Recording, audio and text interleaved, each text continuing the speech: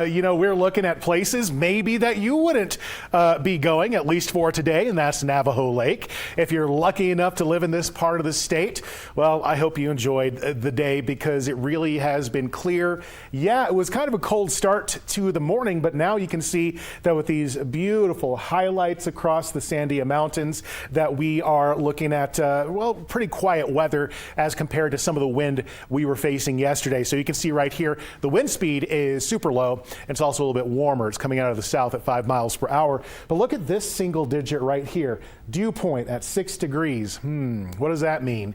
Well, you get a clue by looking at the humidity. That means that there's very little to work with in the atmosphere in terms of any precipitation. And you can feel that in your skin, your lips, it doesn't matter. We are going to be in this very dry pattern for the next few days or so. But look at this, the wind speeds, yeah, they got occasionally gusty in areas like Santa Fe and Santa Rosa, but this is nothing. We're looking at 50-mile-per-hour winds just a couple days ago. So we are heading into this calmer, warmer pattern, and in fact that warming trend has already begun. You reach the 40s and 50s across most of northern and central New Mexico today, even some 60s down there in areas like Deming and Las Cruces, but a little bit cooler today than yesterday for areas like Clovis and Roswell. So right now I'm anticipating that we're going to be seeing those temperatures still dropping because of how clear the skies are. So when we have very clear, calm nights like we're about to have, that allows things to cool off very quickly.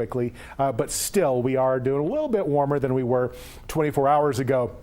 I'm sure you saw perhaps some headlines or social media about the cyclone bomb off the Pacific Northwest. Well, we know for a fact that this caused hundreds of thousands of dollars, or I should say, of power outages and untold number of dollars in damage. I even have some friends living in Washington State, who really had a collapse of a gazebo. So that shows how powerful that storm was.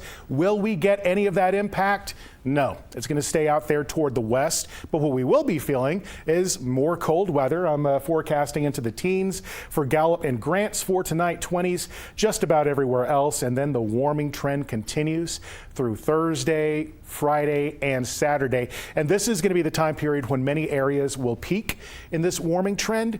And then we start getting another little bit of a pattern moving in to the northwest area of the state Sunday, which could bring some rain chances to northern New Mexico and also perhaps a little bit more snow up there in the North Mountains. So across the southeast for tomorrow, we're jumping right back up to the high 60s, and why not? The mid 70s by Saturday and Sunday, looking dry as can be for the Roswell area. Talking about dry conditions, same across the southwest, mostly 60s for tomorrow. Going to be warmer across the northwest as well for areas like Gallup, Grants, and Farmington, eventually getting to the upper 50s by Saturday. And you can see that the North Mountains, after kind of a cold start, going to be getting to the mid 50s and eventually close to the 60s by Friday for Santa Fe. But look at those rain chances the beginning of next week into the middle of next week. As it goes for the Northeast and the East Mountains, you're finally getting a break from that wind that you've been having to go through the last few days. And for the Albuquerque Metro, another cold start to the morning. It's going to be in the 20s,